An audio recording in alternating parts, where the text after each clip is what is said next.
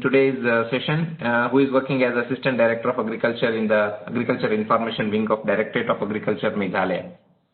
At the outset, I warmly welcome Dr. Saravanan Raj, and I take this opportunity to briefly introduce and give a brief about Dr. Saravanan Raj. Dr. Saravanan Raj is the Director for Center for Agricultural Extension Innovations, Reforms and Agripreneurship, and also he is leading the Managed Center for Innovation and Agripreneurship to promote agri-startups. He is also the CEO and principal investigator of the Center of Excellence in Agribusiness Incubation as a knowledge partner for implementing assistance of the RKVY Raftar promoted by the Government of India. Program Director of Internship Program for PG and PhD students, and he is also coordinating various consultancy projects in partnership with public and private organizations. His area of specialization is in the areas of ICTs for agricultural extension, social media, extension reforms, privatization, institutional pluralism and innovations, agripreneurship, agri-startups and related policy issues. As an in-charge of School of Social Sciences, he spent his most of productive time in the northeastern states guiding several research scholars in his areas of specialization. We are very happy to have you in one of the important sessions, sir, in the digital extension system. I welcome you for the session. The second important panelist, we are again very happy to have him, Mr. Preetham Nanda, who is just a call away for all the initiated activities. Mr. Preetham Nanda is the state head of Andhra Pradesh and Telangana state at the Digital Green. Digital Green, which it utilizes the innovative information and communication technology to amplify the development processes in order to augment and sustain social change. So as much as I take this opportunity to introduce and welcome Mr. Preetham Nanda, it's very heartening to note the contribution of the Digital Green itself. I think that adds to his credibility as an important head in the Digital Green. He leads the efforts of the organization to work with inputs within the Department of Rural Development of Andhra Pradesh and Telangana to reach out to small and marginal farmers with innovative technology in 5,000 villages of the two states. He has rich experience in strategic planning, relationship building, creating strategic partnership and implement the resource mobilization strategy, and mentor, inspire and model the team for optimum performance using Digital Green's HR systems. So to tell the audience of this important session, Digital Green is one of the winner of World Bank's Disruptive Agriculture Technology Challenge in 2019. It is also the part of the first cohort of organization in 1 million farmer initiative led by the World Bank. The Roddenberry Prize 2020 was awarded to Digital Green in the environment category, and the Digital Green also won the prestigious Lipman Family Prize in 2020.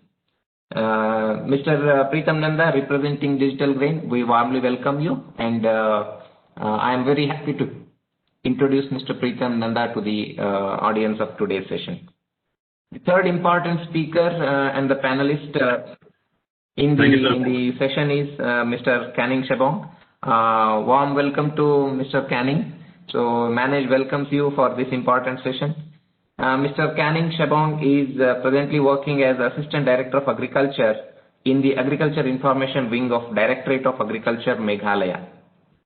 He has 27 years of service experience in the Department of Agriculture, and he has occupied various posts in the Department of Agriculture, Extension, Field Extension, Marketing and Information Technology.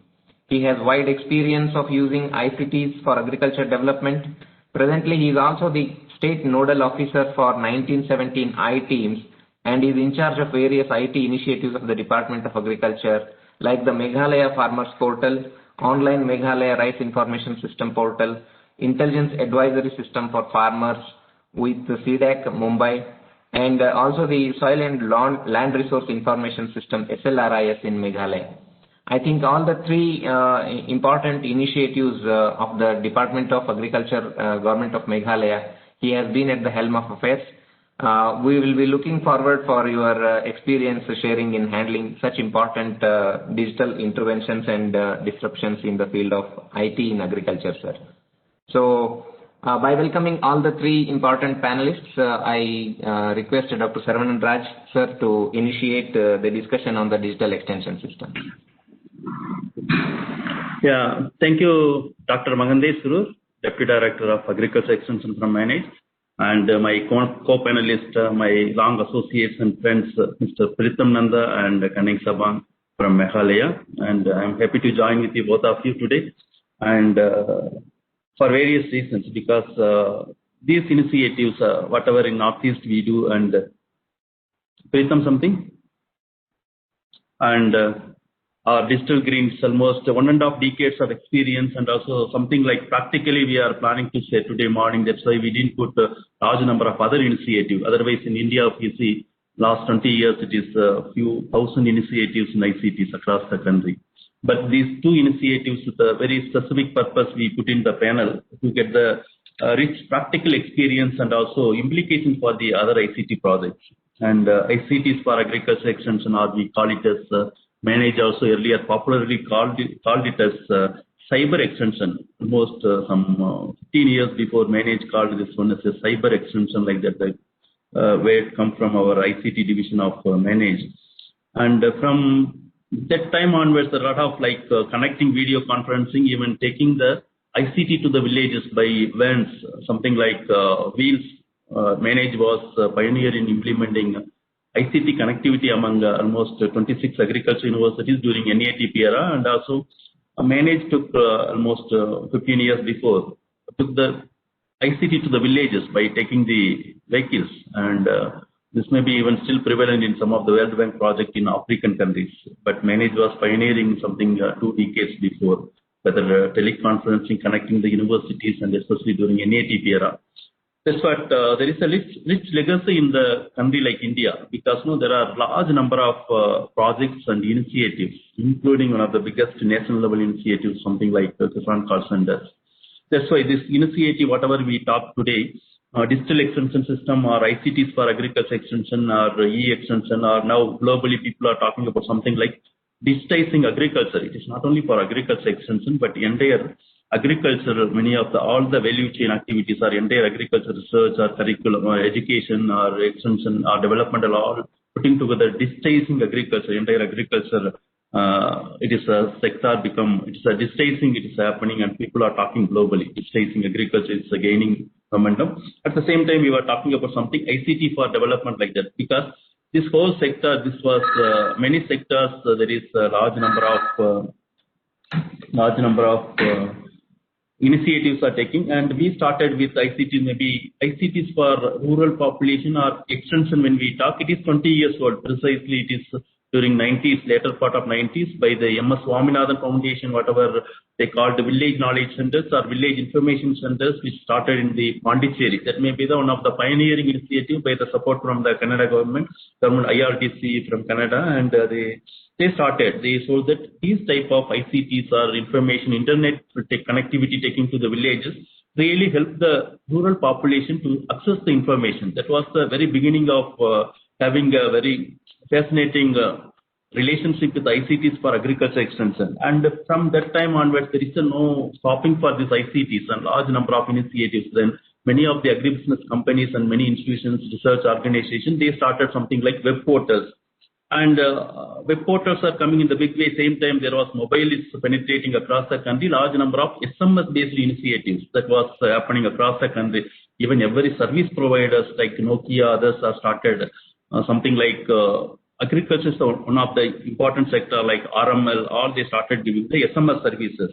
And with the same time, it may be, if I'm right, digital. Pritham Nanda can correct me. During 2006, there's a small Microsoft research corporate social responsibility taking digital videos to the farmers. It was started somewhere in Karnataka from the Microsoft India as a research activity. It's a very small and one village they took. But after looking back 15 years, it is it is a separate organization. It is one of the globally well acclaimed initiative, and it went up to many countries. It's a small Indian initiative. It is in the small village in the Karnataka state. Today in Ethiopia, Ghana, Kenya, and Pritham may be going to elaborate on that. It went globally.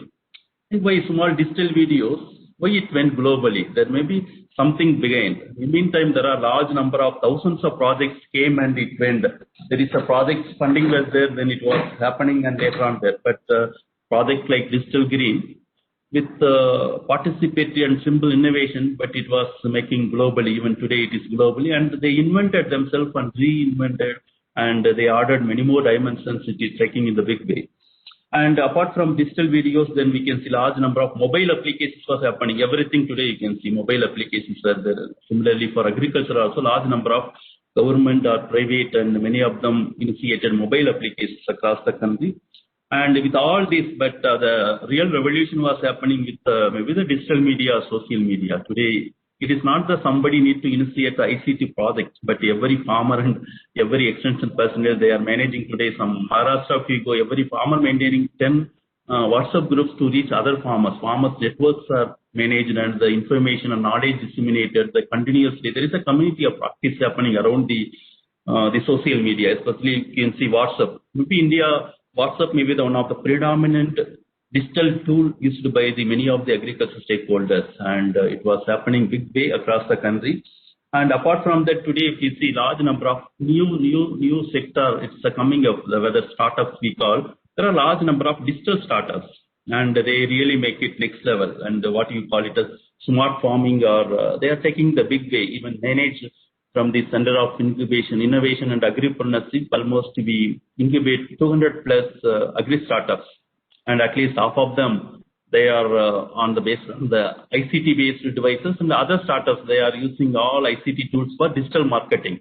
And also some of the startups are very innovative using IoTs, for example, in precision agriculture, or it is you talk about traceability and adding the blockchain, machine learning and artificial intelligence. We have some startups like Cultivate from the Coimbatore, and also we have the another interesting Samutra network like that. Another startups comes with something connecting blockchain based. All the farmer producer organization, they want to connect with the entire database management. That's why this whole development is taking in the different level, and it is continuously it is evolving. ICTs are continuously evolving and evolving in the big way. And also equally Government of India initiatives, whether we call it as from since 2004, it's one of the early initiatives in the globally. If you see many of the developing countries, maybe India may be the role model. When we are rolled out the Kisan call centers, farmer service centers, and similar centers were started in Bangladesh and also Ghana, Kenya and Sri Lanka. There are farmer call centers are started. Maybe India, one of the pioneering attempt was made in 2004, and it is a grown big way and across the country now. It is the private-public partnership, IKSL, in the managing the entire KCC network, and Government of India, these initiatives and M-Kisan initiatives, all it's a big way, and it is happening across the country. But with all these, as a practitioner, and I was in 15 years, almost 1.5 decade in the northeast part of the country. Even we were with the Central Agriculture University and with the funding support from NABARD and CDOC, from Ministry of Electronics and Information Technology, and also with other like DST support. We had some initiatives since 2007. And there are everywhere, there is a lot of scope, and that interesting initiative, we took what are the experiences, and we went up to 2012. We added something like connecting all the ICTs, integrated all the ICT tools like IVRS, SMS, mobile applications, or taking the smartphones to the villages in traditional way. Somebody coordinator will go, they will connect the farmer, something like that. We started doing in Central Agriculture University in 2012. But today, I see in the entire Meghalaya state, it is Meghalaya State Department of Agriculture and Government of Meghalaya is very active, and they took over the project and refined, and they started entire logistics and not only advisory, and it's connected with the farmers, the markets. Maybe very few projects go to the logical end, because these all ICT initiatives from Central Agriculture Universities, we started somewhere 2006 and 7. But generally projects ends with the projects, and end of the day, there is continuity. So we took continuously the learning from the first e-agriculture from Arunachal to And again, there is a touchscreen kiosk project in among the Adi tribal farmers of Arunachal Pradesh, then e-village projects in Arunachal again, and that all experience we took for the M4 Agri NEA in with the Central Agriculture University. But today, if you see the small research initiatives and other, we shown that there is a promise using the ICTs in the northeast part of the country. And also along with a large number of common service centers also came into that time. And my friend is Kanning Sabang is one of the active ICT enthusiasts and always very fascinated by those days also. He used to attend all e-governance meeting, and one person he talks in a similar language in Meghalaya. I can see him only, Mr. Kanning Sabang, I can see those days. I'm talking about 2009 when we met first time in somewhere in Meghalaya and also e-governance meet. But today is part of this important initiative. It is not only for the role model for India, it is a global model. How ICT initiatives can taken care by the entire state government, and also they can connect with the large number of stakeholders, including public-private partnership, and also with the including logistical supply, market linkage, what you call market linkage, are taking the farmer producer from the remote part of the tribal village to they connect with the appropriate market. He is going to present on detail. I'm very happy to see this development, and also that's why there are two initiatives we are having. But I have small, some even 20 years, 2 decades I am following, and I'm part of this development, and I also implemented some of the ICT projects. The capacity or competency of the implementing ICT projects are not, it is not developed. As a practitioner, as an academician, and working in the now manage, I also feel across the country large number of extension professionals and other knowledge intermediates are there. But I have my own question, like something, whether really the competency or capacity to use ICT, whatever digital skill we are talking, it is really imbibed among the extension professionals last 20 years. That may be the important question to Pritham Nanda and also my colleague Kanning Sabang. Why it is not, even though many of them used for the personal purpose, everybody using the ICTs and other tools. But it is not very enthusiastically used by the many of the extension officers across the country, I see, especially public sector officers. I put this question to Kanning Sabang, maybe when while talking about his own project, and also he shared the experiences.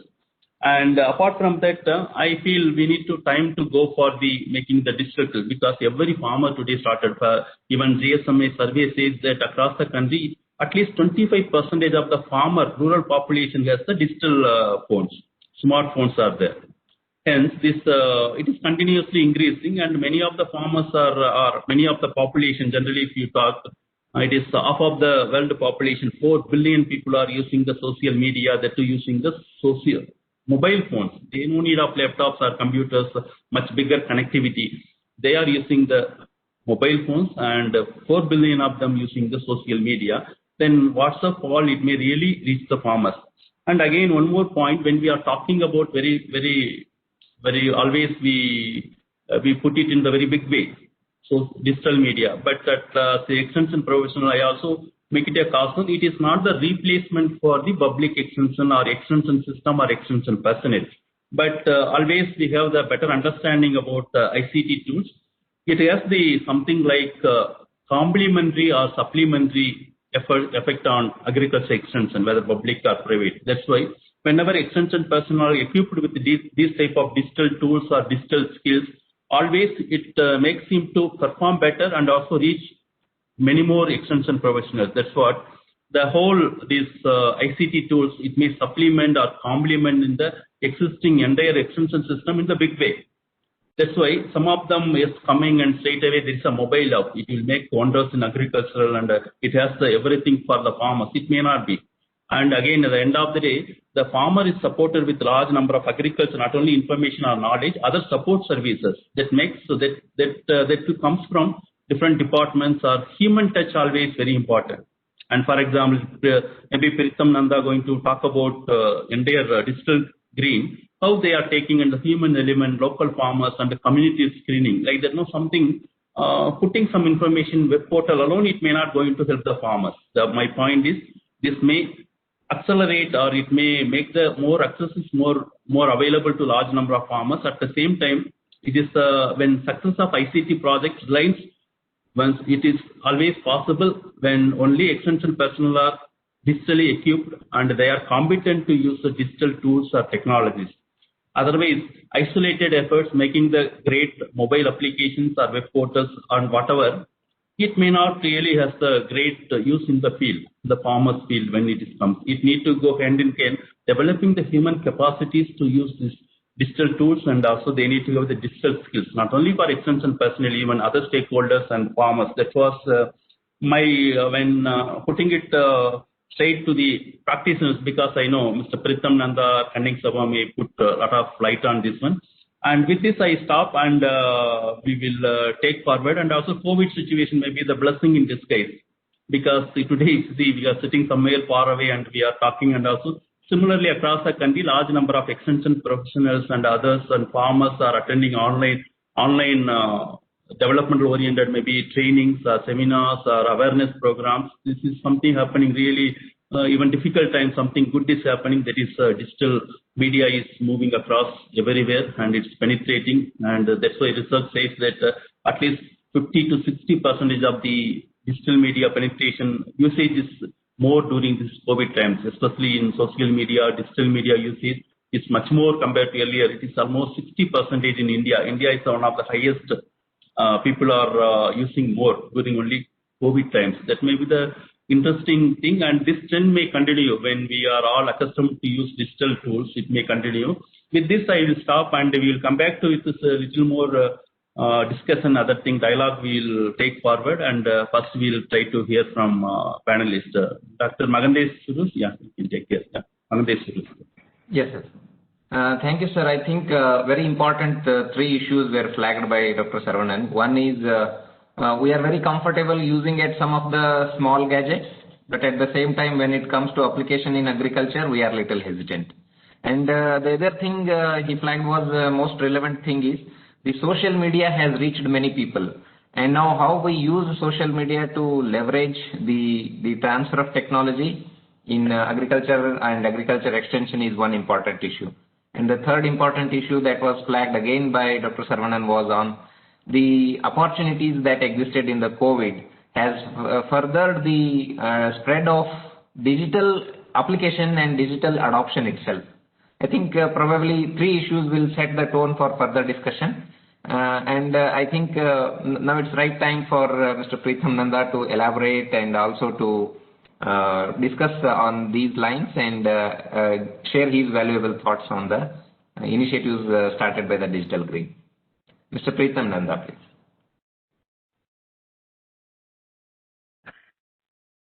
Thank you so very much, sir, Amanda sir, Saravanan sir. It's been a wonderful initiation, because all of these points are what Digital Green has been pondering over, has been using basically as a challenge to think more and to work things out. I think I have 15 minutes. I believe I can. What I'll do is I'll start a small presentation, and so that it becomes a little more official. And I'll talk about it in terms of, sir. Okay, sir. Let's see.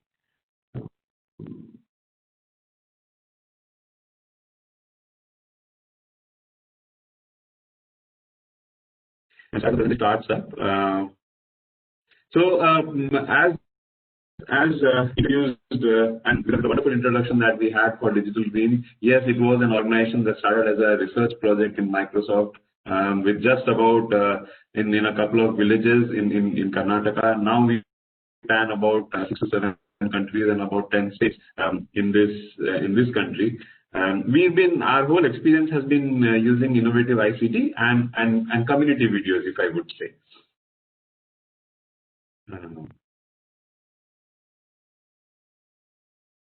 Can you see my screen, sir? Yes, we are seeing. Yeah. Okay, because it is not moving.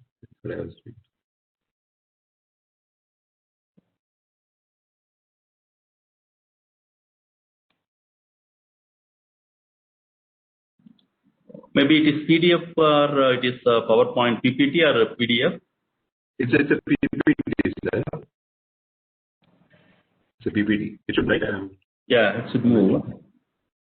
Yes. Yeah. Even I can move. Carry on. Yeah, it's the left hand side. There is one icon. Is there 1, 2, 3? Can move. It's the left hand side. There is you can see. Yeah. Fine. Okay. Right. Yeah. Thank you so very much. Yeah. Okay, just to mention, all this work that we're trying to do is mostly around helping an extension agents to do their work a little bit more efficiently, and farmers to be able to communicate with not just the extension agent, but have really, if we would say, near real-time information as they would like to have. The whole pressure on extension agents is huge. We know these are FAO figures, and we know each extension agent in our area, especially in India and Southeast Asia, have about 2,500 farmers to reach out to every season, and that is actually a big task. So what we tried doing was we tried using something called a human-mediated extension system, wherein community videos are made and used by two sets of people. One set of people we train to make these videos, and another set of people we train to use these videos. Now, all the people I'm talking about at the grassroots level currently, Digital Being has just about 100 people across this whole world working with multiple government departments and their extension agents. So we basically improve the capacities of extension systems and extension agents to do a little bit of a better work. A little bit on our vision, we are basically trying to do whatever we all are trying to do together, empower smallholder farmers by harnessing collective power of technology. And of course, using technology is not the end in itself. We want to see that the income of smallholder farmer increases. Now, what you see, dear participants and panelists, is basically the three basic things that we do. We have a whole initiation system that we have with the government partners or any other partner we work with. We do a little bit of mobilization, situational awareness, and training at the grassroots. But the more important aspect is this around video production as well as the video diffusion of videos. Now, when we say video production, it's community videos where we train, as I said, take people from the community, we select them. There's a whole selection process that goes on, and say a district in, I'll take the case, an example is Department of Agriculture here in Andhra Pradesh. We work in 13 districts, and there are DPMs in 13 districts, district program managers, and we actually have placed at least 3 to 4 video producers, as we say. We call them video resource persons across. We have about 45-50 video resource persons across the whole state. So what we do is we actually train them over 5 days initially on topic identification, on how do you do storyboarding, on the shooting per se, about how to capture good quality pictures, good quality audio, all of that, and have these standard operating procedures that we take them through, and of course even editing. Now, while I'm talking very fast and just finishing it off in 2 seconds about this, about the video production process, it is actually a strenuous process, and hence the whole question about why people are not using ICT is because, we've seen the enthusiasm within government departments is very high because people think videos are very nice, innovative approach, but making it is actually very difficult, sir. Or making any form of ICT is actually very creative and very difficult a job. Now, after doing that, what we also do is we train service providers within the government departments to use these videos. Now, the videos doesn't go directly from the video resource persons to the video extension functionaries, but it has a whole approval process that we work with the government department so that the basic essentials that the government departments want the farmers to know, the basic practices, and also to authenticate that the basic essentials are there, that whatever is going to the farmers is calibrated, people know, and they're authenticated, and hence these videos are approved and only then provided to extension functionaries.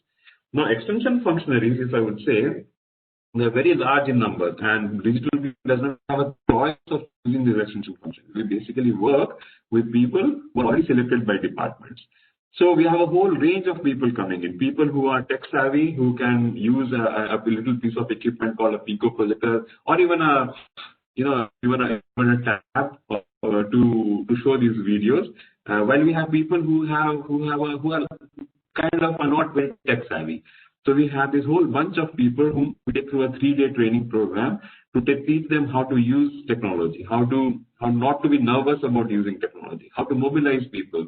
So there's a whole gamut of trainings that happens with government departments. Now, having done that a little bit on our recent work with Department of Agriculture in Andhra Pradesh, we've close to being in Andhra Pradesh in about 100 villages. We also used to work in Telangana, so on an average, about in aggregate of close to 5,000 villages in these two states is what we've reached. But currently we have a catchment of about 2.5 lakh farmers. It's increasing. It's actually increased a little bit more. COVID situation was a challenge to reach out to farmers, so we have a different tool for farmers. And of course, we've produced close to 600 videos as of now in Andhra Pradesh alone, and about the same 600 odd videos in Telangana. And our whole reach. Sorry. Yeah, our whole reach across the country and across globally has been about 2.3 million, about 1.6 million farmers in India alone. What we basically want to do is we want farmers to increase the adoption processes. Increase the adoption processes. Now that is essential because that is what the end result has to be. That farmers, after knowing about the practice, should actually adopt it. And we've seen that by using our whole system, we've seen adoptions increase by almost 50%. Across various programs and various locations or geographies that we've been working in. Now, not just adoption, but what has those adoptions done? So we have done some experiments across Bihar and the northern part of the country, and we've seen that yield, especially of paddy, has actually increased by almost 21%, in farmers to whom the extension processes have reached out to. Now then we had this whole system where videos were made, visual videos were used by extension functionaries at the village level in small village level meetings. COVID was a big challenge for us because almost all meetings came to stand still, no public meetings, nothing.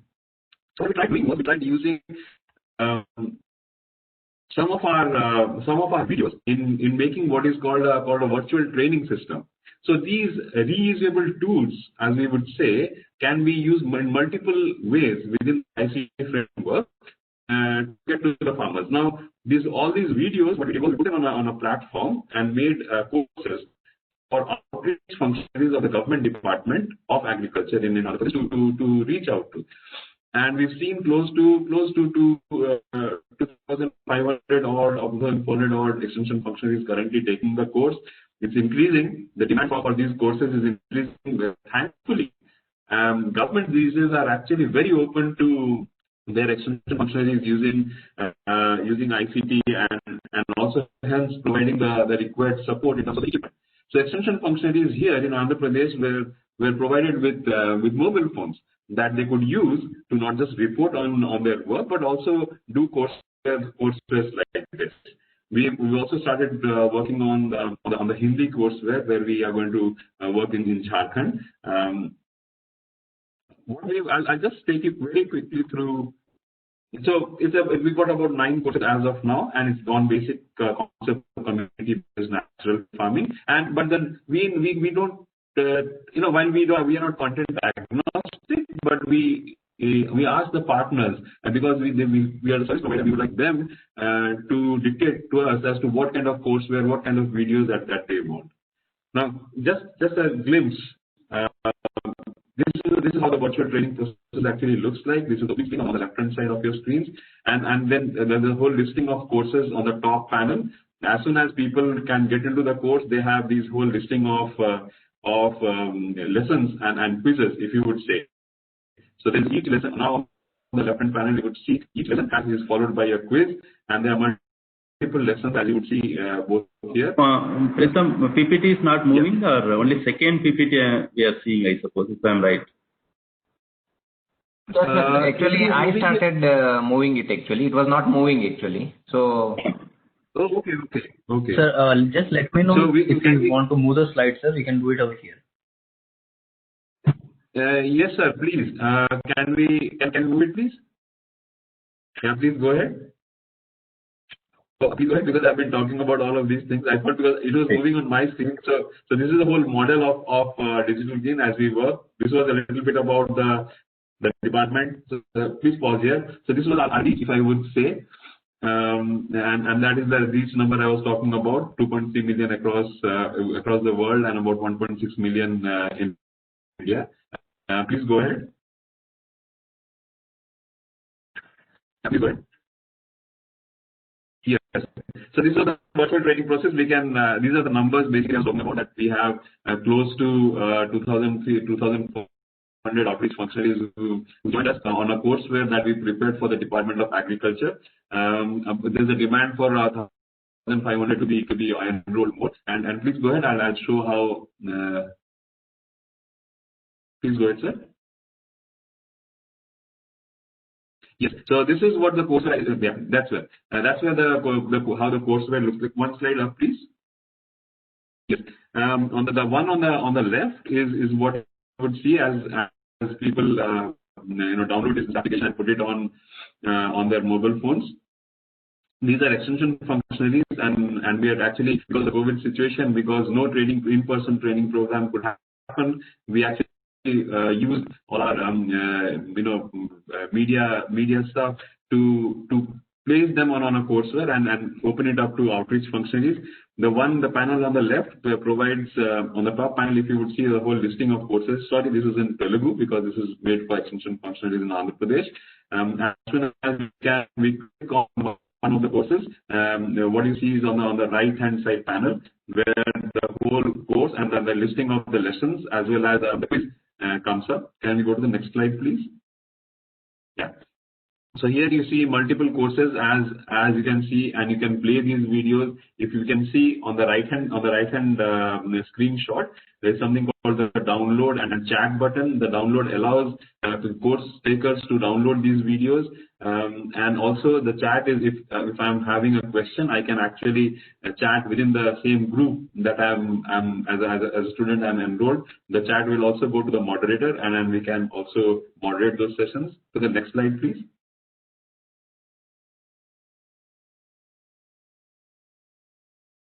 Yeah, so this is how the quizzes look like after taking each of the lessons. The quiz will pop up, and after taking the quiz of a particular lesson, can a functionary go ahead with the whole lesson and in the whole course.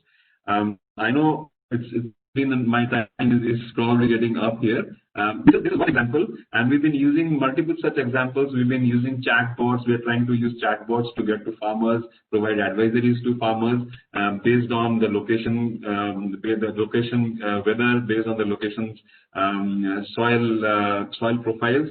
But the whole mobilization process, it actually starts with these videos, and it's been a wonderful journey. Little difficult to break our heads on as to why farmers are interested in something, why farmers are not interested in something, how to make it something easier for extension functionaries. So I'll pause here, but I'll be taking the questions as it comes later on.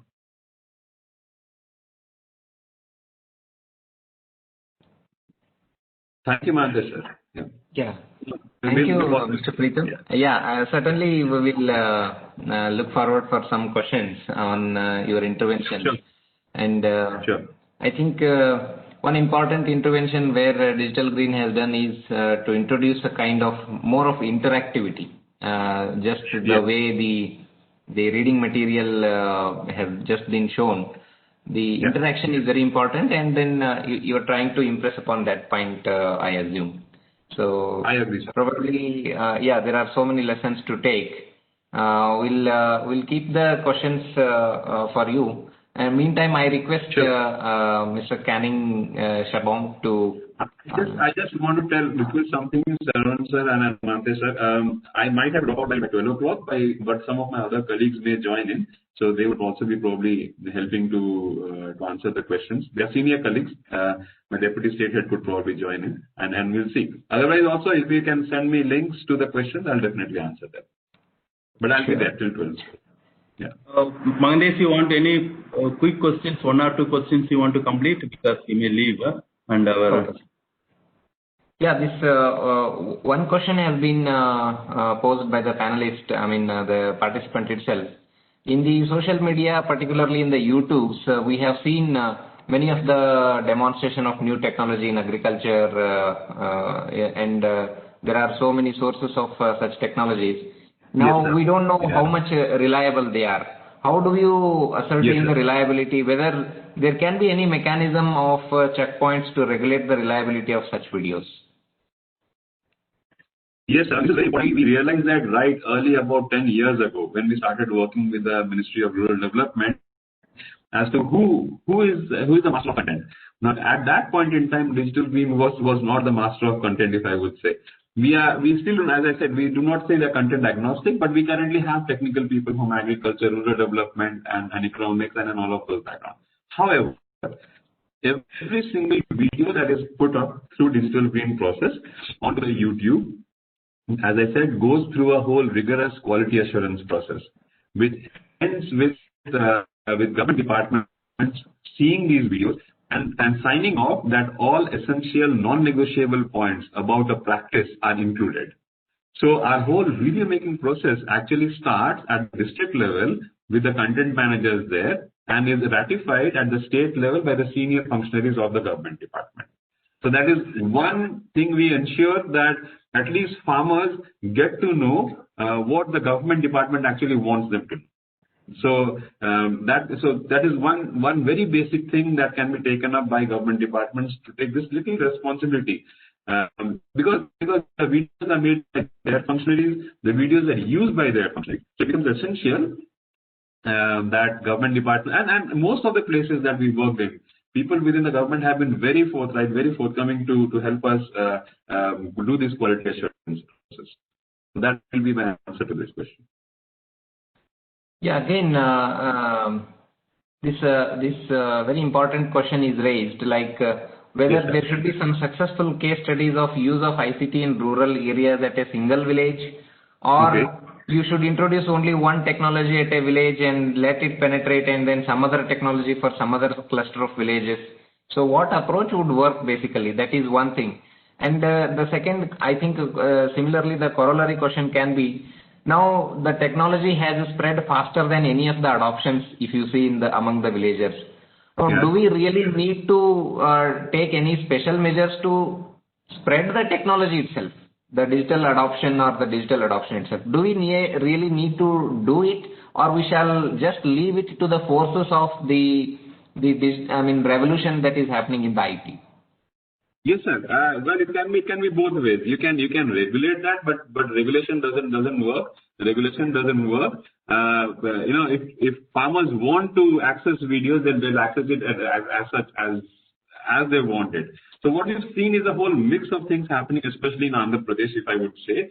That if you see in North, the penetration of mobile phones is about 7 to 10%. Whereas down south, where there are little rich farmers, the penetration is about say 25%. Now, in both the places, in one place, in the same state, in one place, people still wait for the extension functionary to come and talk to them about practices. Whereas in another area, we see people going up to the YouTube and accessing these videos. Also, say the technology per se, the technology kind of runs on a hardware. The access to the hardware also has some effect on the penetration of the technology. So that's why we came up with this using these pico projectors, even in places where there's no power in the evening. Pico projectors which could be charged in the morning, or even cabs which could be charged in the morning and can be transported to very interior locations and they can be used. So of course it's a mix between the interests of the farmers, the content that is available, and the platform through which it is available, as well as the hardware which farmers can use.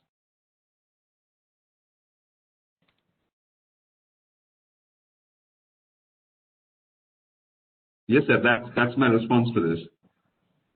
Yeah. Then how this would be? There is another question on the adult education for farmers to handle literacy issues and make them to understand using different advanced tools around extension. So is this really a feasible option? And then whether we can have a skilling program. I think these two questions are quite related. Whether we can have a skilling program for all farm professionals as part of the curriculum in the UG or their PG program in the extension. Whether this will assist the farm extension to get more digitized. Yes, of course it will. It will definitely get more digitized. That is for sure, undoubtedly. And now, when we train our functionaries to use these extension tools, we actually teach them things about adult learning principles, and we also incorporate those adult learning principles in all these media, the things that we create. Across any tool that we do, including for extension functionaries as well as farmer consumption. So there is definitely a way in which this has to be moderated, in which adult education tools and adult learning principles have to be incorporated. Yeah, I think one last question we'll take for you. I think, again, very relevant question. Can Digital Green help in marketing of agri products? Any interventions are there from Digital Green? Yes, sir, it is there, and I had it in the presentation, but I did not go there. We actually have a process now which is called market access, and we are trying to link FPOs with local consumers. No, it may not be here, sir. It may not be here. If you can go down a little bit, So that's it.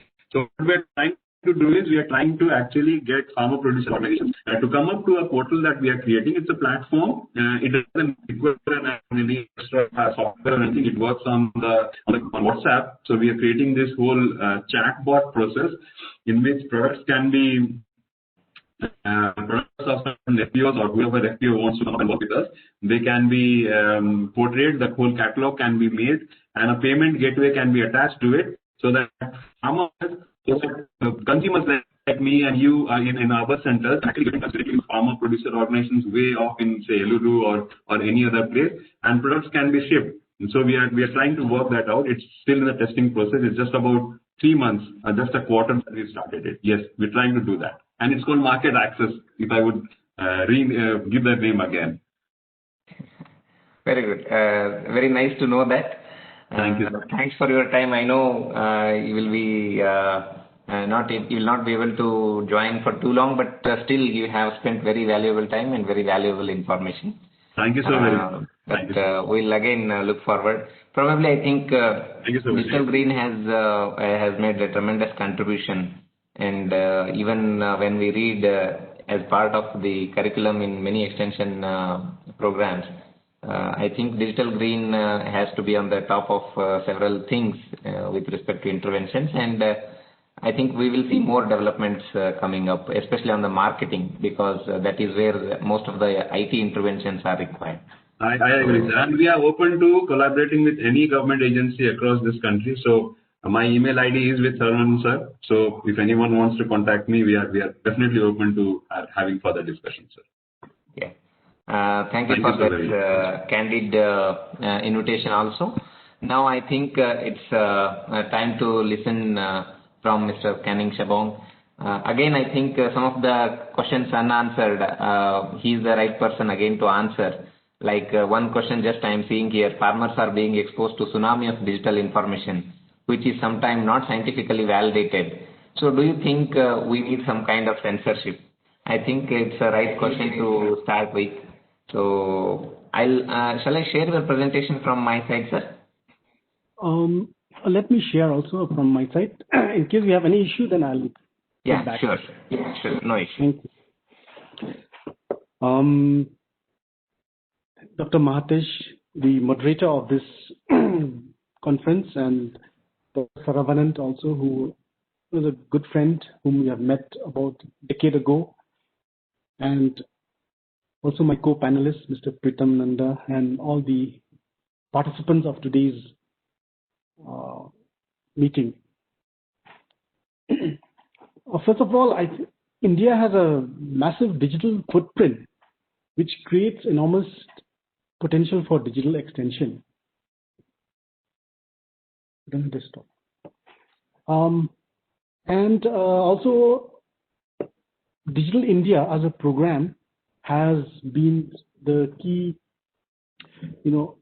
catalyst of enhancing all these developments which enable agriculture and digital extension to go to the next level. For instance, we have Aadhaar, we have Unified Payment Interface, which are playing a major role in ensuring transparency, improves governance, and enable payments to farmers using direct benefit transfer, which is cost-effective and time-saving. As we all know that data is also the new oil, and digital databases of farmers, which is now available with states, enable better governance, improved planning, and faster reach of advisories and information to farmers.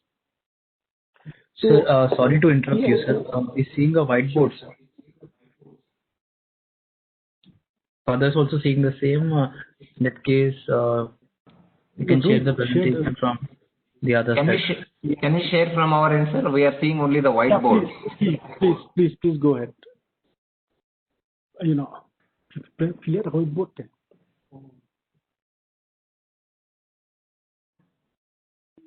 Yes, sir. Perfect, sir. Yeah. Okay. Are you able to see now? Yeah, Yes, we sir. can see now. Yes, sir. Yes, Okay. sir. Next slide, please. Let me introduce about this 1917 I-teams. The chief minister, the then chief minister of our state, wanted to have a project like 108, which is emergency medical response system, and so he requested the department to come up with a kind of a project which emulates 108. So at that point of time, the commissioner and secretary of our department also was looking for a number similar to 108. And so they came up with a number called 107. And 107 was a concept project which was about to be piloted in Meghalaya. But unfortunately, when we applied to the relevant organization for this 107 number, it was already booked by some other state government. So we only got this 1917, which is also an emergency number, 4-digit emergency number. But 1917 has a historical connotation of the Champaran movement in Bihar, which is related to market disruption and also of exploitation of the indigo farmers during the British period.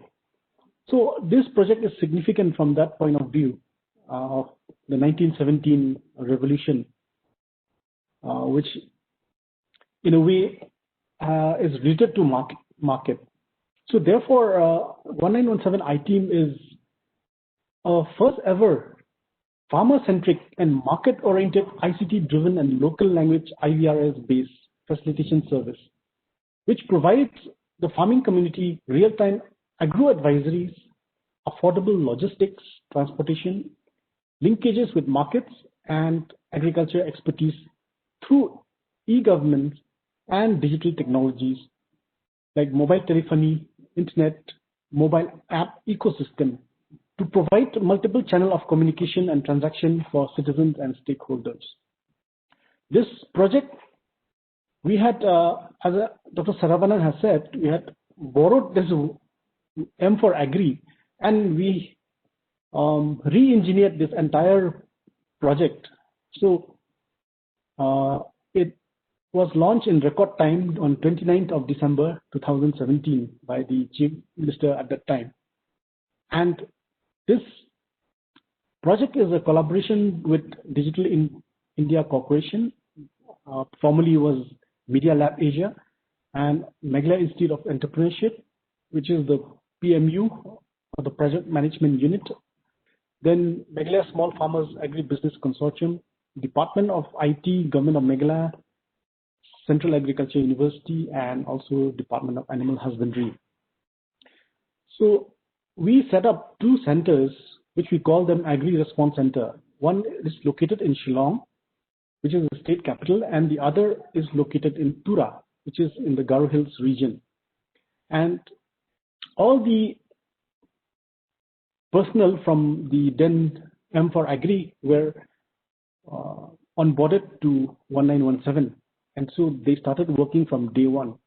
And the project is also helps both buyers and sellers come together on a common platform. So we kind of bring buyers and sellers together through this 1917 toll-free number, and we match both demand and supply. And so this is one of the way, and that is also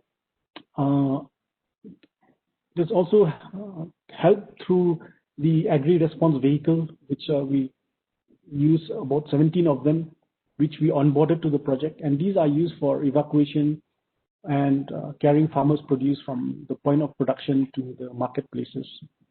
Next, please. Next.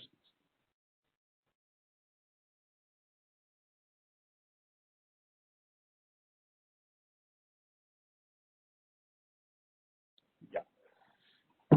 So basically, 1917 iTeam has three components. The first one is Market Connect, which is market connection for buyers and sellers, linking both buyers and sellers together without involving in any price negotiation or quality commitments. And the basic objective is to assist the farmers to find remunerative markets for their produce. We are very clear that we are not functioning as an e-commerce platform or as an online, platform for buying and selling, but we are just playing the role of a facilitator to bring both buyers and sellers together. Second is we provide a very affordable logistics solution which is available for farmers at very reasonable rate, and these are transported from farmers' field to the nearest market or wherever the farmers require them to be transported. And the cargo vehicles which we are used are not owned by the government, but they are entrepreneur owned, and they are equipped with GPS so that they can be tracked relating to their movement. Then the third component is the agro advisory or the Kisan call center, where we provide expert and validated advisories in local languages to the farmers in all the domains of agriculture, horticulture, animal husbandry, even fisheries and apiculture. And the other service that we also provide is information sharing through voice and SMS, and also on weather alerts. And these are basically the main services that we provide through this 1917 iTeams. Next. So some of the reason why we roll out this service is through this fishbone analysis, which is clearly shown here, is that our farmers, they lack access to skills, information, and technology. We don't have a robust extension system. We have very few extension workers in the field, and there is lack of new knowledge. We don't have a very robust human resource development. And then there's also question of low availability and reach of healthcare, feed and fodder for animals, financing options. Then we also have issues of less aggregation at various levels. And so we have very small volumes, which leads to force or distress sales of commodities by farmers. Then farmers also face market disadvantages. There's no remunerative price. There is dominance of middlemen. Then there is no reliable price discovery. And similarly, farm evacuation is also an issue where we have very weak post-harvest management. Even basic grading are also not being followed properly by farmers. So therefore, there are a lot of issues of quality which at the end of the day impact prices of farmers. So the effect is that the farmer is at a disadvantage because of all these reasons. Next.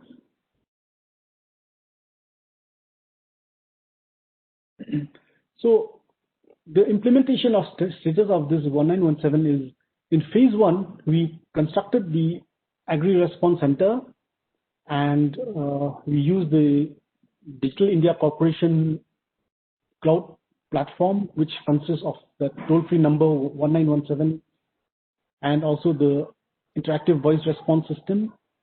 Then we also had a redesign of the customer relationship management system, which is also known as IIDS, for housing different queries, requests, complaints, vehicle bookings, then vehicle trips, and buy and sell requests. Then we also onboarded field managers, farmer coordinators to work in the various blocks. Then we also undertook outreach and extension with Atmas, who are posted across the state. And we also developed a 1917 mobile app with provision for farmer registration, vehicle booking. In the phase 2, which is currently underway, we have rolled out phase 2 of IIDS, because this helps us in getting online and real-time data. Then we also enhanced the mobile application to include this marketplace and Uber-like features. Then we implemented a tie-up with livestock development centers of the state government to provide livestock advisory, livestock transportation of livestock, as well as veterinary medicines from district to block to villages. And also we enroll large number of farmers through the PM Kisan database. Then we are launching doorstep extension service, which is another project which is being funded by World Bank. So this project is called Farmer Mobilization Project, and in this project, it is basically a doorstep extension service by mobilizing farmer friends, and the Atma networks. Next, please. So currently, where we are, we have registered 54,864 farmers, of which 68.1% are from Khasi, Ribhoi, and Gente Hills, and 31.9% are from the Garo Hills. We have also registered 318 buyers who are from within the state, the country, and few of them are from outside the country. We have 17 vehicles which are located and deployed in major markets of the state like Shillong, Jowai, Tura, Bakmara, Nongstoin, Mokurwat, Umsning, Bharambong, Dongpo. So we have also 9 field staff operating from 9 CD blocks: Umsning, Bharambong, Maulai, Leskeng, Gambigri, Betasing, Rongram, Selsila, Ampati. And we have tied up with all the 176 extension personnel from Atma, like the ATM, BTM, the Assistant Technology Manager, the Block Technology Manager, operating in all the 46 blocks in the state to assist 1917 I teams in the field. And we also involve 2,000 farmers' friends to help spread the information and also the advice, and to reach the next mile farmer. Next, please. So some of the outcome and output. Next.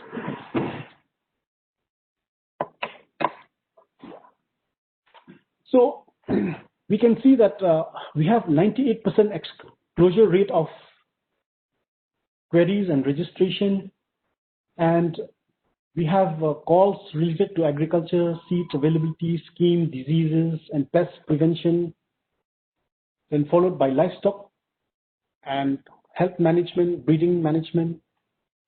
Then we have also escalated 341 queries to level 2 experts from KVKs and scientists from ICR, as well as professors from CAU and state government experts. And the response vehicle, we have made a total, from inception, they have made a total of 2,575 trips and traveled 1.82 lakh kilometer, carrying 2,312 metric tons of materials. And 7.39 crore worth of goods have been transported. And close to 800 market connects were done between buyers and farmers, from eggs to pineapples. And even we have had buyers right from the US visiting our turmeric farms and committing themselves to procure Lakadang turmeric from our farmers.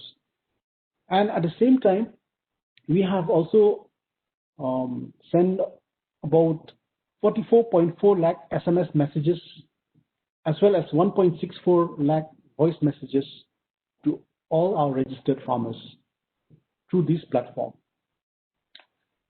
So, relating to the uniqueness and originality of this project, we are the first in the country to link producers to buyers using a combination of digital and mobile technology, and also enforcing that with affordable logistics, virtual marketplace, and market connect, as well as providing agro extension advisories. We have personalized agro advisory services in local languages to our farmers, and we have Market Connect, which brings farmers directly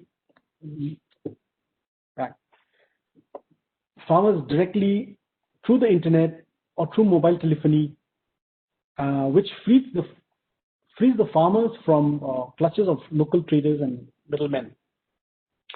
And we have incorporated latest technology like cloud-based web portal, mobile telephony, mobile app, and even we have plans for using artificial intelligence, field sensors, as well as UAVs or drones. Next. But at the same time, there are some limitations as well. Some farmers are not very familiar with interactive voice response system. We have redesigned the entire IVRS with Digital India Corporation, and we have used 3 languages: English, Khasi, and Garo. And we have segregated the various options for advisories, Market Connect, or for vehicles. So a farmer, when he calls to this toll-free number 1917, he has to press some numbers in order to access either advisory or vehicle or Market Connect. So that way we have redesigned the IVRS system as well. And we have issues like non-availability of reliable production figures and market prices of certain crops and commodities across the country, across the state. So these are some of the limitation or challenges that we face in the field. And of course, question of aggregation of produce at farm gate is a big issue, major issue, because we have very low aggregation, which leads to low economy of scale, and which leads to non-participation by bigger players from across the country who are looking for big, investment and who look for economy of scale. Now,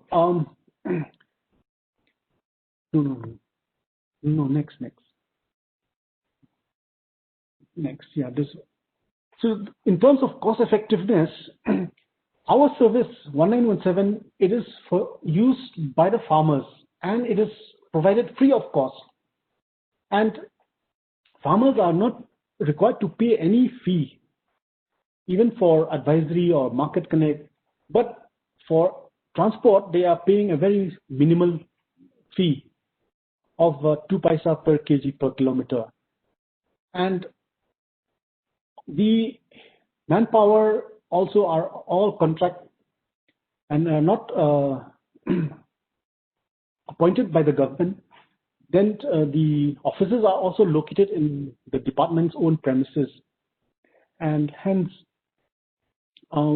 we have been able to carry very less liabilities, or we have very few fixed costs, and so in this way our organization is a very lean and thin organization, and this way it also helps in terms of agility, in terms of mobility. So this leads to cost effectiveness and efficiency in the performance and functioning of this project. Next.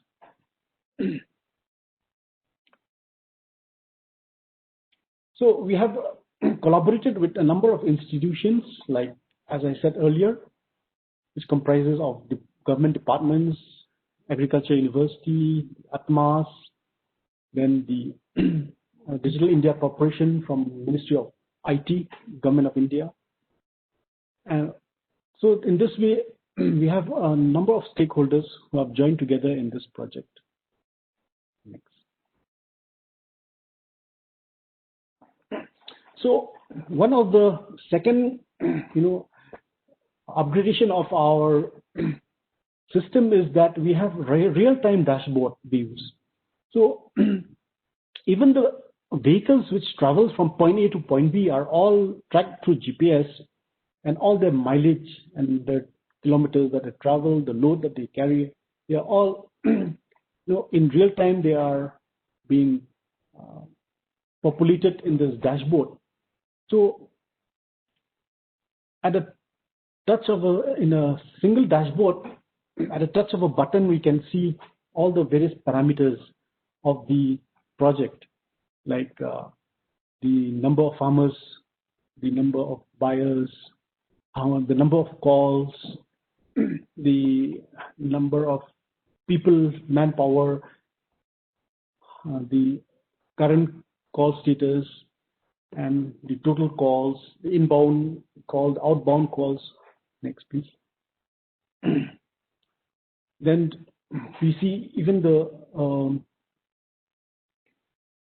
number of advisories that has been dispatched, that has been sent to farmers, or that has been solved. Then the number of SMS messages, then the different parameters of the project. So all these are available in the real-time dashboard, which is available to the nodal officer, to the government, to the project manager, to review and to monitor the project in real time.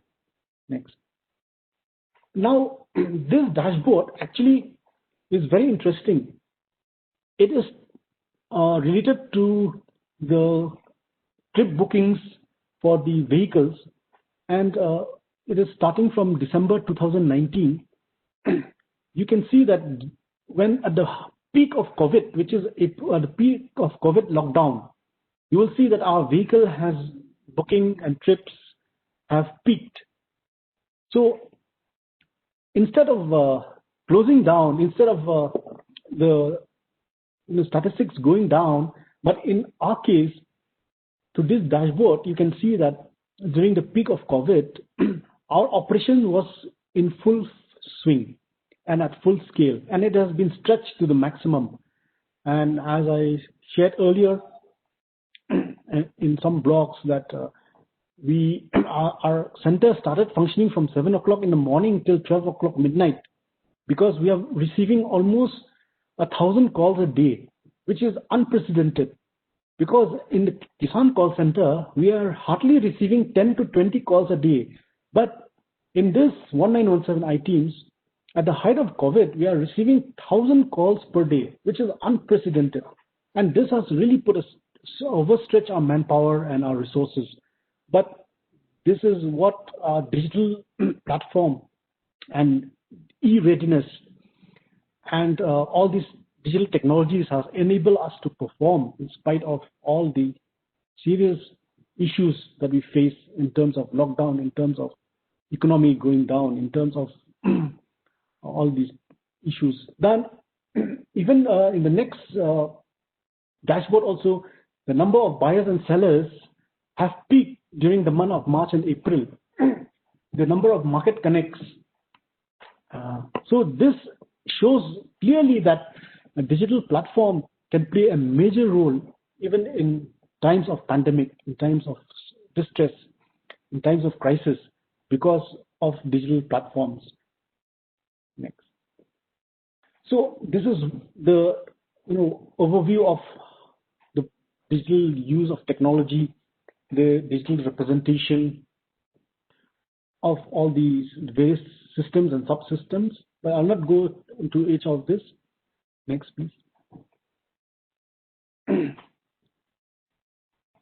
So after completion of phase 2, we plan to roll out to all the blocks to cover all the farmers, and also to onboard all interested cargo vehicle owners in the state to join our platform and to facilitate the aggregation centers to aggregate the agriculture produce at village and block levels, and to scale up the supply chain network, onboarding of bigger institutional buyers from across this country outside the state, and even replicating this model in other parts of the Northeast.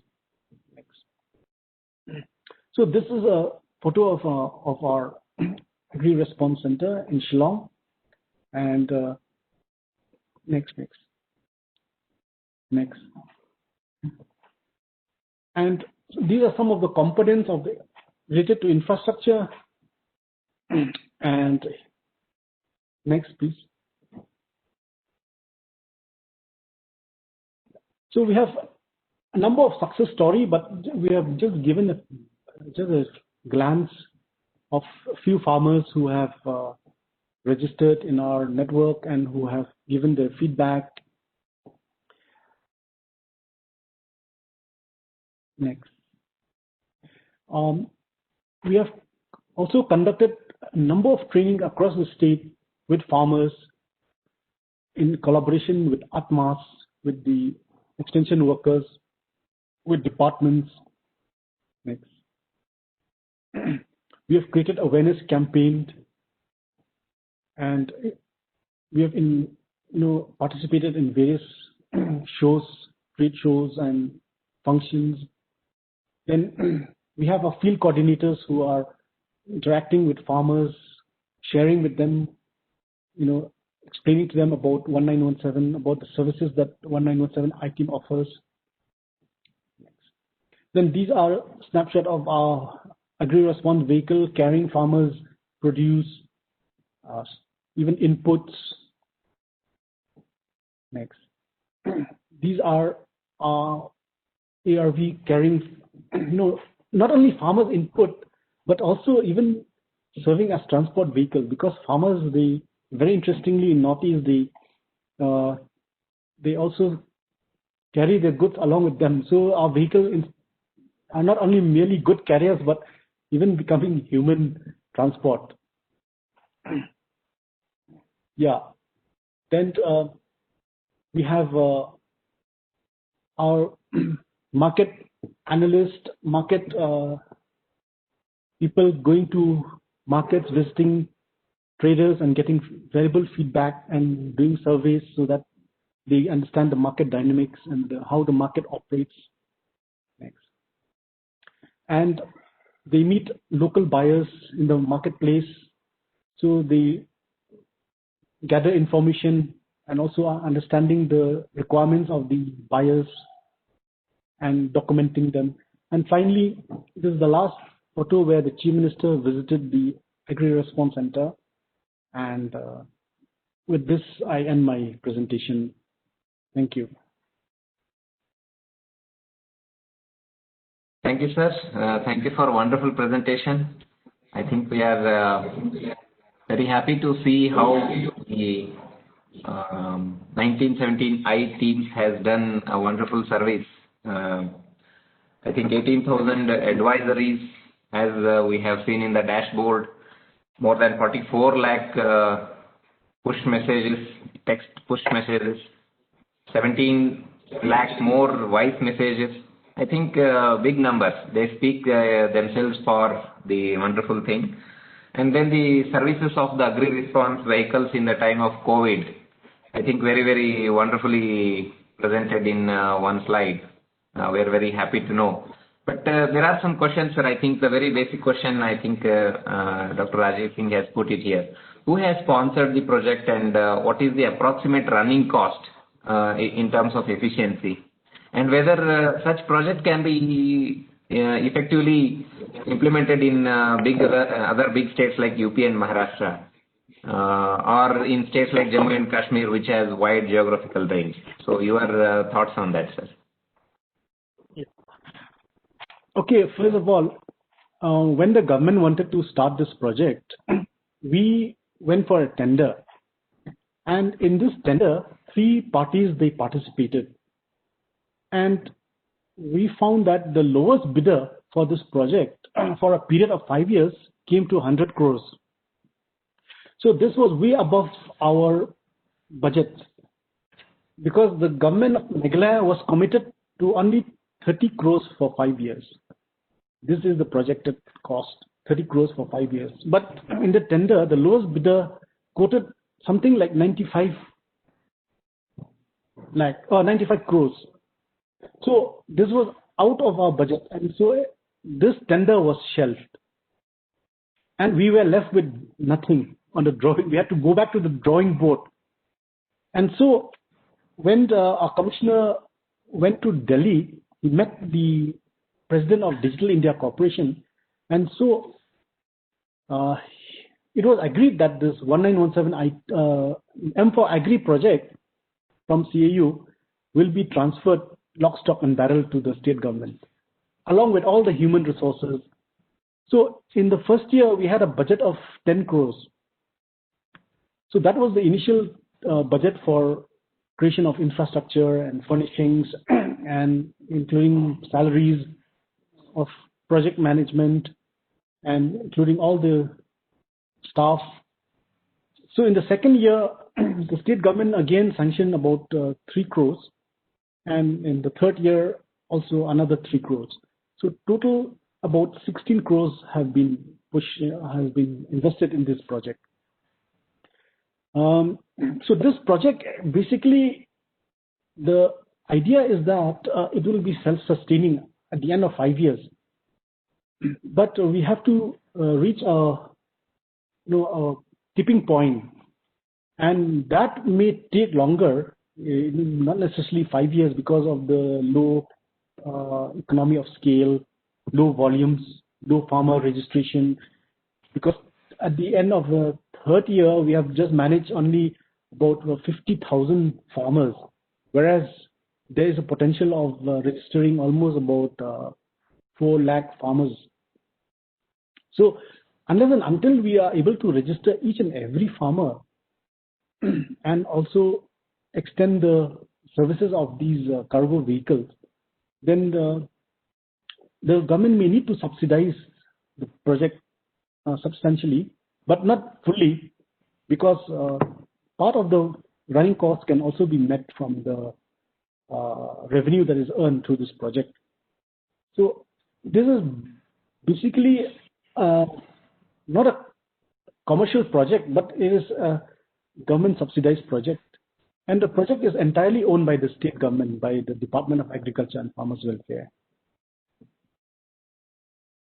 And also I remember about Dr. Saravanan mentioning about how many digital initiatives, digital extensions, e-agriculture initiatives, and so on and so forth have been started in many parts of the country, but they have not been able to sustain. Eventually, they had to close down. And the result is that though many good initiatives have been started, but they cannot sustain for a longer period of time, and eventually they die down. So the reason is that every ICT project, it requires certain pillars, and these are people, the process, and the technology. But the most important is the people. if the people are not passionate, if the people do not see the vision, if the people do not have the skills or the training or the motivation to use and to drive these IT projects, then no amount of technology induction, no amount of technology, no amount of process that has been designed will work, because at the end of the day, it is the leaders, the people, the extension practitioners who has a vision, who has the motivation, who has the skills, required skill sets, and also the training to be able to drive through these projects.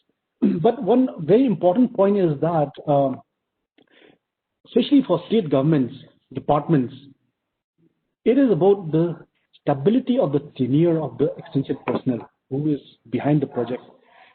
In government departments, normally the tenure of an officer is 3 years, and within 3 years he is transferred.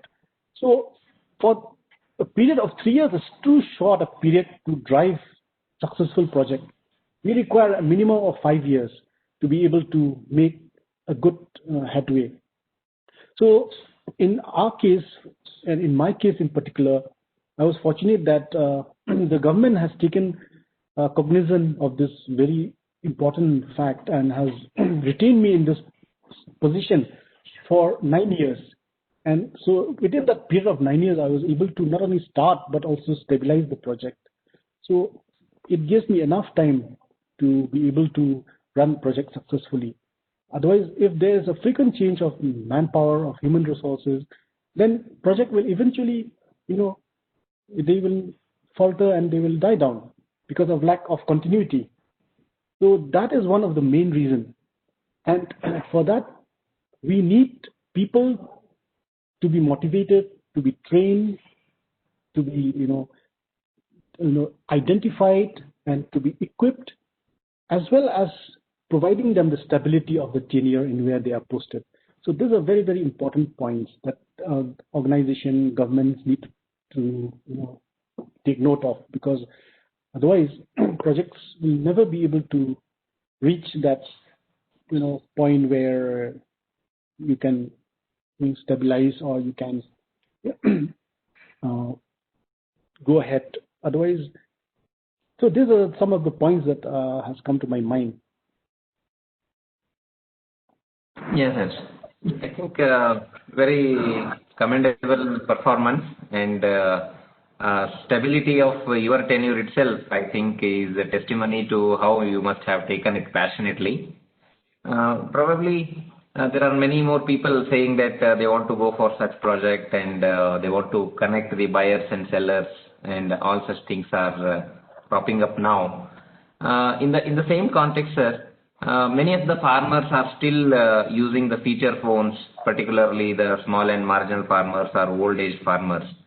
And all our digital initiatives are mostly in English and to some extent maybe in Hindi coming up. But most of the farmers, they need local language information, and being a diverse country, so we face this challenge of creating a content for a subsect of population. So any solutions are visible from your intervention, sir, your digital initiative?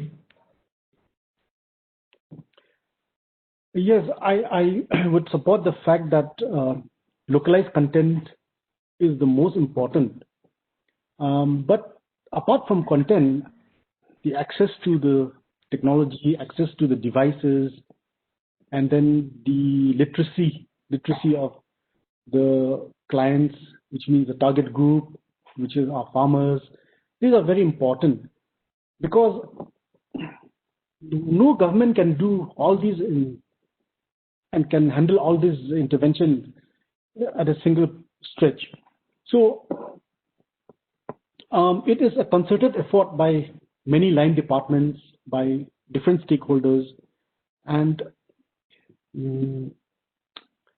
for instance, the government of India has started one mission called National Digital Literacy Mission. And this scheme is imparted to 52.5 lakh persons in terms of IT literacy.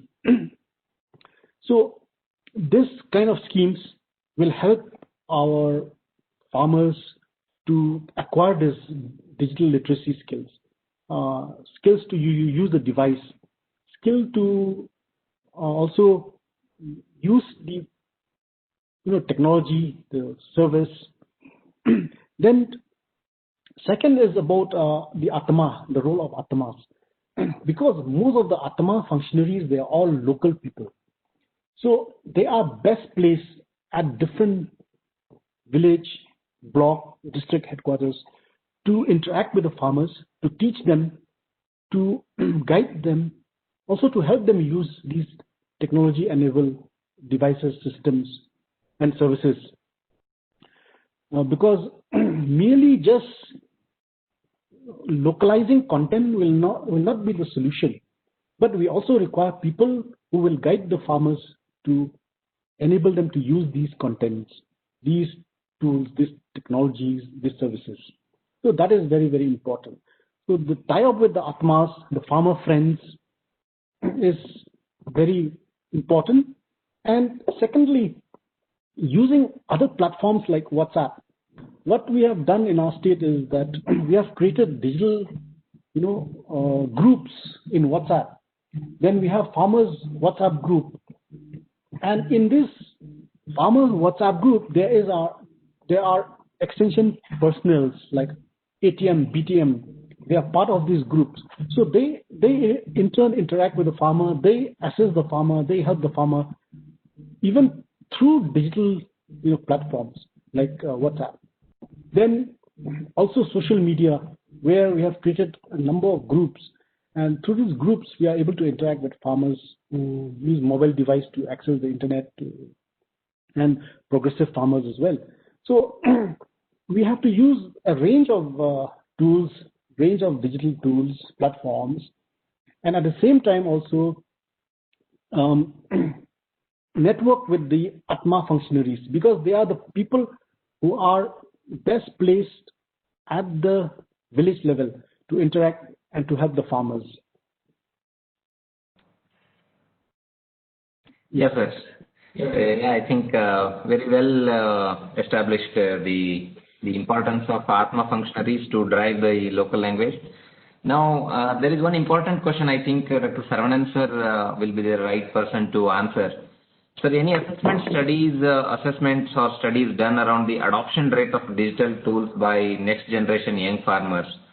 Because everyone is in the rush to develop some kind of apps and tools and techniques. But how exactly is the adoption of these technologies going? And what is your thoughts on that, sir? And probably I think you can as well interact with Mr. Shabong sir after answering this small question. Maybe adoption studies are, it may not be very comprehensive adoption studies actually. There are some studies from globally. It is something like internet adoption or social media adoption like that. There is a generic studies are available, even digital skills globally and India like that. There are, it's a little wide, broader studies, but it is not very specific to agricultural stakeholders, as I understand. What are the farmers adoption levels, how many of them using, and what are the ICT tools they are prepared. For example, somewhere they might be YouTube very much they are willing to use, or somewhere WhatsApp they are willing to use. Like that, there is a adoption studies are not much actually. It is unfortunately we assume many of them they are using media, social media to teaching. It may not be the case. Many places, whatever we assume, it is not everywhere. There are isolated pockets and some very innovative or some farmers are very active on these medias they might be using. But generally we assume because we are using and we think that everybody using, and that may not be the case. That's why we need to have the comprehensive studies really, and also we need to have some preferences. Which are the things they prefer? For example, globally if you see, there is earlier studies. Generally, if they talk Facebook, women like more Facebook and men like Twitter And also, if you see many of the politicians and highly educated people are in the Twitter platform. Even today, India, this may be the case with many government departments or the politicians and administrators.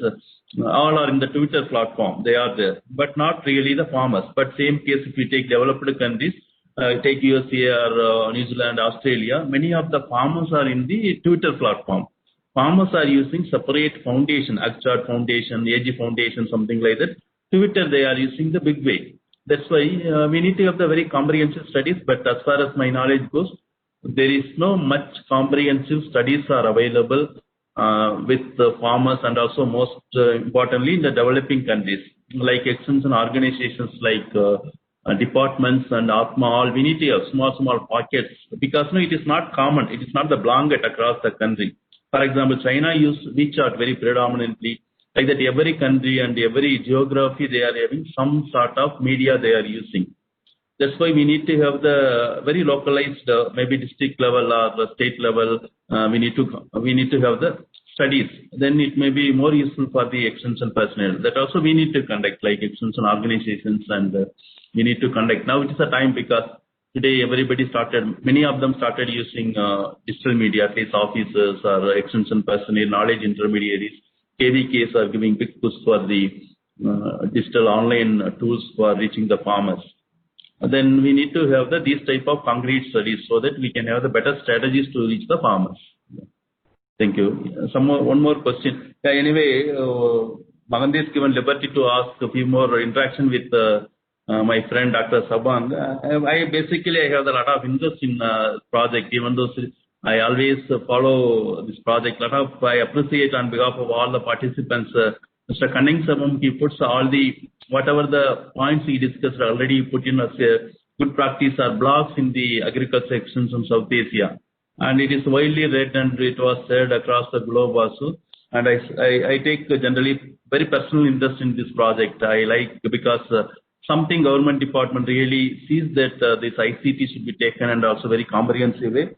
And another interesting thing, this project, public-private partnership, Mr. Sabang was indicating, there are even some startups are part of this, if I'm right, the startups are part of this whole taking the produce from this initiative. And how would the public-private partnership is happening, and what are the challenges you face, and what is the agreement between them?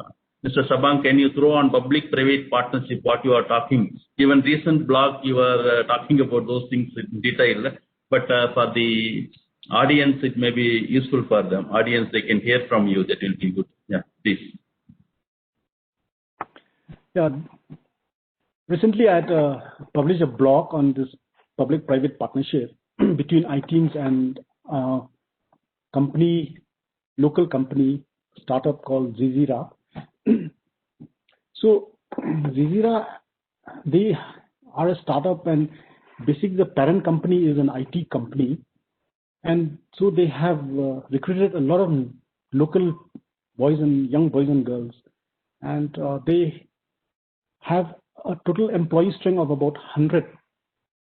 So when the CEO of this company, who is an American citizen, he saw Meghalaya and its potential and its agriculture richness,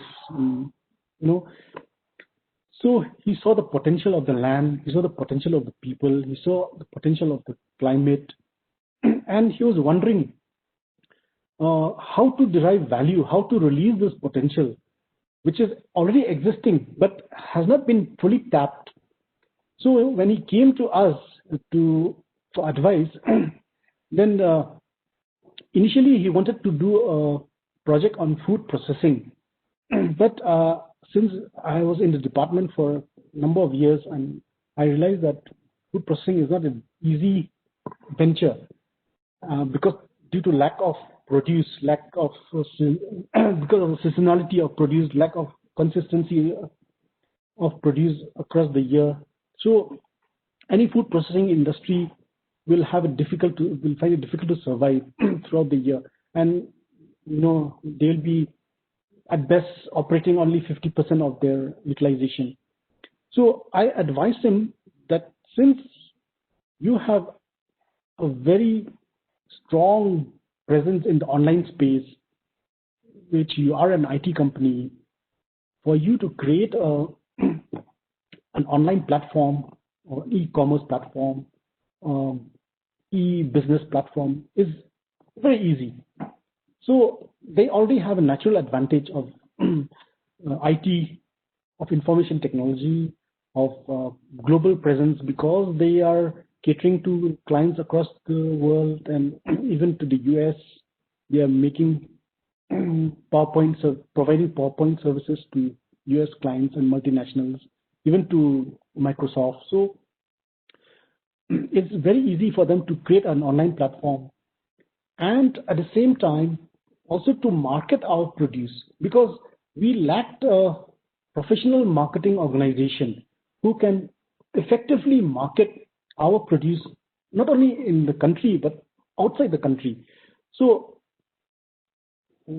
what they have done is that they started this small company called Zizira, and they recruited local boys and girls, and they started, producing, packaging, branding their agriculture produce, horticulture produce from Meghalaya as their own brand, Zizira, and then they started marketing through their online shopping platform. And in this process, they came up with very innovative ways of branding, innovative ways of blending produce, and also they had to struggle because of the, as I said, it is because of the low volumes.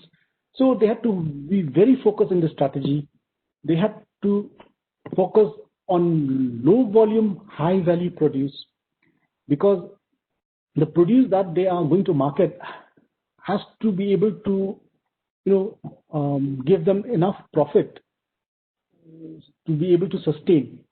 So if they just market any other perishable or any other low demand produce, then it will not fetch them that kind of a market. So they focus on spices, they focus on teas, they focus on organic produce, and they innovatively hired some people who are from processing background and from food processing. So then they started doing very innovative packaging, innovative blending, and then they put their produce on Amazon, and so they were able to do a good business.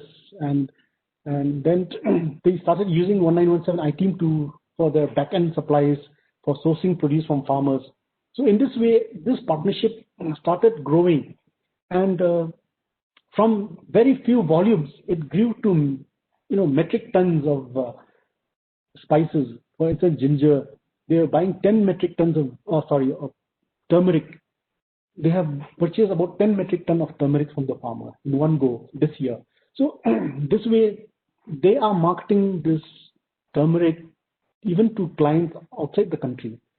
So these kind of partnership has enabled them to focus on the marketing side, whereas iTeam is focusing on the logistics, on the connecting farmers to market, whereas the other people like Zizira are focusing on how to access market, how to access new market, how to access customers, how to brand, how to promote our produce to the customers. So this way, it became a very useful and innovative partnership, and it was a win-win situation for both of the parties. So this is about, and for details, of course, I've written elaborately on the blog. So those who are interested, they can read this blog on agriculture extension for South Asia. Thank you, Mr. Sabang. And last question.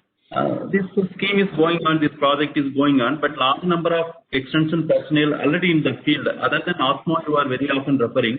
But how other line departments are connected with this project, and they are connected with the grassroots level, or how it is? Because he told these second level experts from KVKs and universities are right here, they are answering. But what about the involvement of other department officials from other departments in the grassroots level, maybe block level or below that, how they are part of this one? So presently, our main tie-up is with veterinary and animal husbandry department, because and also with fishery department. So these are the two important departments, fishery and animal husbandry. So with them, we have level 2 expert. So whenever farmer inquire on pest diseases or fishery issues or livestock issues, then these level 2 experts from these line departments, they are there to help. And also in veterinary department, there are livestock development centers, LDC we call them. So these LDCs, our iTeam vehicle are also used for transporting cattle, pigs, goats, animals. So our agri-response vehicle are not only transporting crops or agriculture produce, but they are also transporting animals like poultry or all these. So this way, the partnership has been broad-based. It is not restricted only to agriculture or horticulture. And then also we have tied up with State Rural Employment Society, which is part of CNRD. So our technologies are also shared with the farmers through the State Rural Employment Society and the CNRD. So this way, we are able to broad base our extension approach, because earlier agriculture department is concentrated only to agriculture crops. Horticulture is concentrated only on horticulture crops. But today, with 1917, we are able to address not only animal husbandry, even fishery and community and rural development. So like this, it has become broad based. Thank you, Sabang, for our answer. And this KCC across the country, 2,400 Kisan call centers are running, including Northeast India, maybe Guwahati, it is running. But these type of initiatives, some lessons we can take for Kisan call center, because it's an interesting initiative, because along with advisory, we are moving next level of logistics and also connecting with the market. So any lessons we can take for Kisan call centers? First of all, I think Kisan call centers, there's a issue with the reach. With the, I think it has several issues.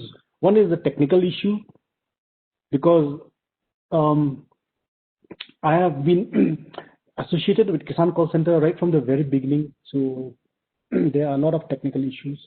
Second is manpower issue. Manpower also, they keep on changing. They are mostly inexperienced graduates, postgraduates, so they are not able to meet the needs of the farmers. So that is one of the main reasons why farmers are not calling back. Why the number of calls are so less?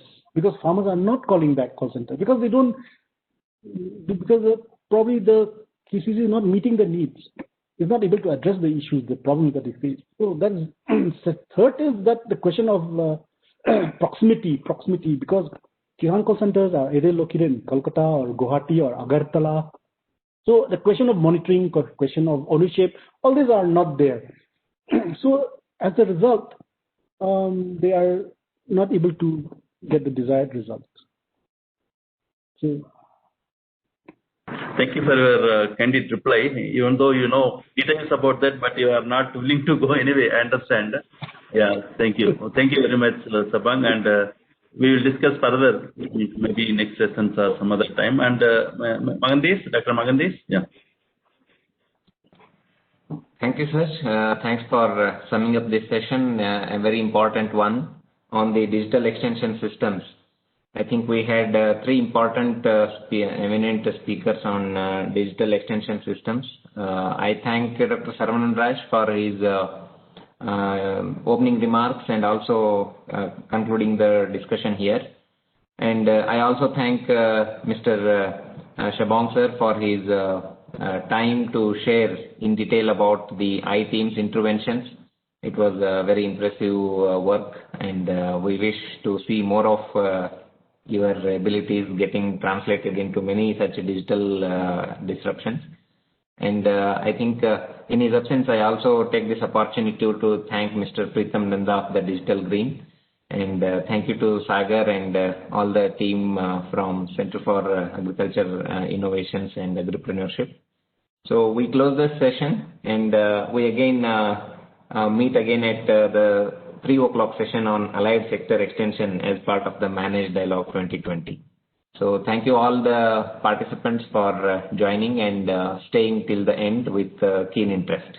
So we meet again at 3 p.m. Thank you so much. Thank you.